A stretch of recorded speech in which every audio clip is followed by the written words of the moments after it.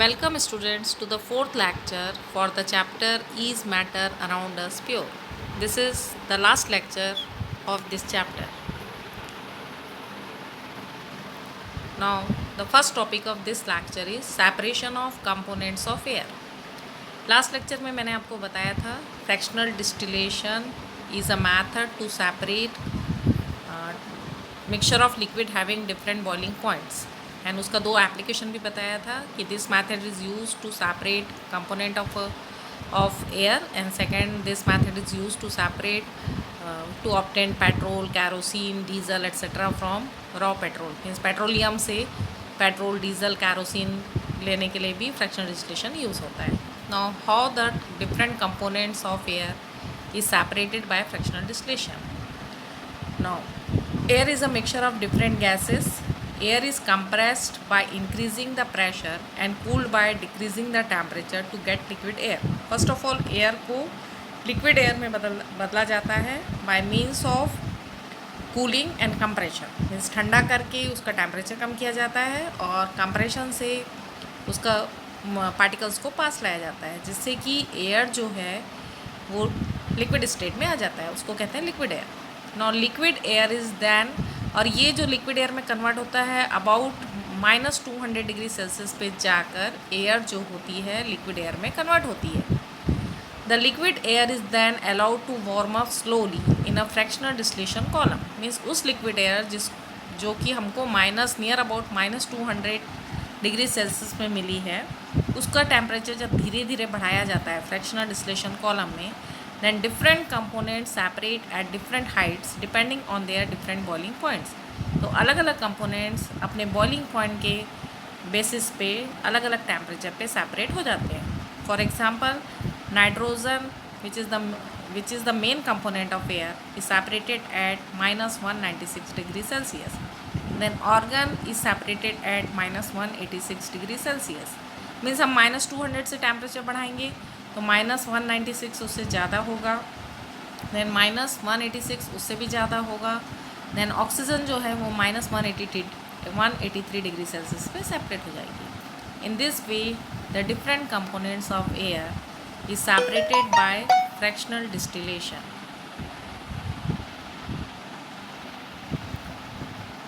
Now the next topic of this lecture is purification of solids by crystallization. Now crystallization is the process of obtaining a pure solid in the form of crystals from its solution. कुछ solid substance में बहुत सारी impurities होती हैं तो सबसे पहले उस सॉलिड सब्सटेंस को किसी सूटेबल सॉल्वेंट में डिज़ोल्व करके उसका सोल्यूशन बनाया जाता है.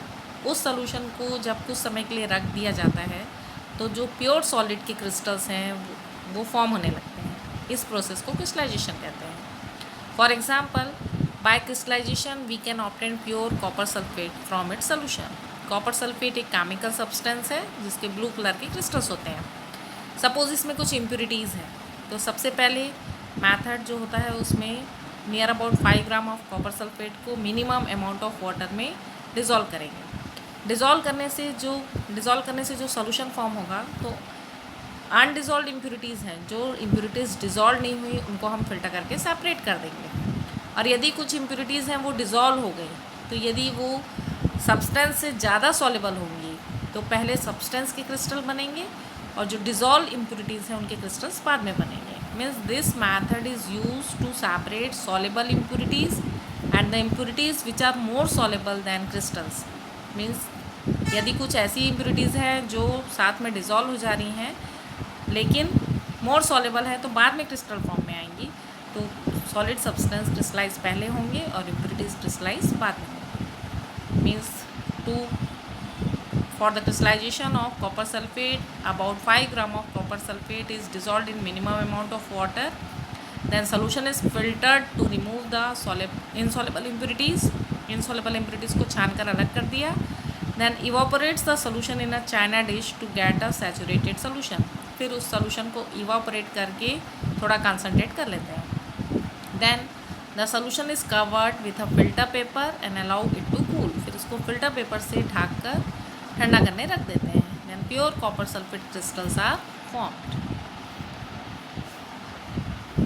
Now crystallization method is also used for the separation of salt from sea water. समुद्र के पानी में नमक होता है, तो उसमें भी बहुत सारी इम्प्यूरिटीज़ होती हैं, तो पहले नमक को पानी में डिज़ोल्व कर लेते हैं, देन इनसॉल्युबल इम्प्यूरिटीज़ को फ़िल्टर करके सेपरेट कर देते हैं, देन सोल्यूशन को थोड़ा सा कंसनट्रेट करके जब कूल करने रखते हैं तो सॉल्ट के क्रिस्टल्स फॉर्म होते हैं। Crystallization technique is better than simple evaporation technique. एक आपका क्वेश्चन बनता है कि क्रिस्टलाइजेशन जो है सिंपल इवापोरेशन से बेटर क्यों है।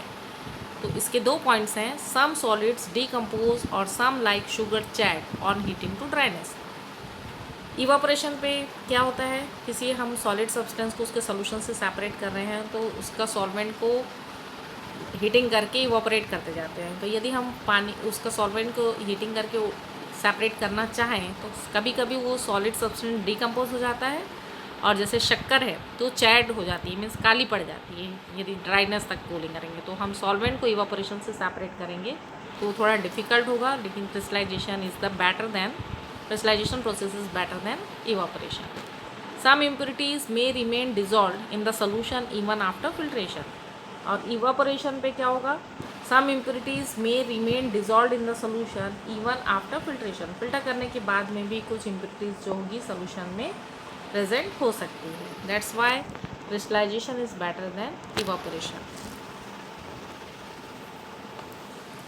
Now the last topic of this chapter is physical and chemical change. Now what is meaning of physical change and what is meaning of chemical change? आप लोगों को पता है कि कोई भी मैटर के 3 फिजिकल स्टेट होते हैं, सॉलिड, लिक्विड एंड गैस। यदि किसी चेंज में कोई सब्सटेंस अपना ओनली फिजिकल स्टेट को चेंज करता है, फ्रॉम सॉलिड टू लिक्विड और लिक्विड टू गैस और गैस टू लिक्विड और लिक्विड टू सॉलिड और डायरेक्टली गैस टू सॉलिड और सॉलिड टू गैस, देन उसको फिजिकल चेंज कहा जाता है। Means those changes in which no new substances are form are called physical changes. ऐसा change जिसमें कोई नया सब्सटेंस फॉर्म नहीं होता है उसको फिजिकल चेंज कहा जाता है। In a physical change the substances involve do not change their identity. इसमें जो सब्सटेंस में चेंज होता है उसकी आइडेंटिटी लॉस नहीं होती है। They can be easily return to their original form by some physical changes. जैसे water is converted into water vapor by evaporation and water vapor can be converted into liquid water again by condensation. Similarly, some other example of physical changes are freezing of water. Freezing of water means water का conversion ice में और ice को melt करके फिर से water banana. Condensation of steam, making a solution, blowing of electric bulb, stretching of rubber band, cutting or tearing of piece of paper etc. are physical changes. Now what are chemical changes? All those changes in which new substances are formed are called chemical changes. ऐसा कोई भी change जिसमें नया substance form होता है उसको chemical change कहा जाता है। In a chemical change the substances involve change their identity, that is they get converted into entirely new substance. means एक सब्सटेंस अपनी आइडेंटिटी लॉस कर देता है और नए सब्सटेंस में कन्वर्ट हो जाता है। For example burning of magnesium ribbon. Magnesium ribbon को जब एयर में जलाते हैं तो मैग्नीशियम एयर की ऑक्सीजन से कंबाइन होकर मैग्नीशियम ऑक्साइड बना लेता है जो एक नया सब्सटेंस है। इसलिए burning of magnesium ribbon is an example of chemical change. Formation of curd from milk, ये भी एक केमिकल चेंज है क्योंकि मिल्क में जो केमिकल सब्सटेंस होता है वो डिफरेंट होता है और कर्ड में जो केमिकल सब्सटेंस होता है वो डिफरेंट होता है। Cooking of food is also an example of chemical change. Now what are differences between physical change and chemical change?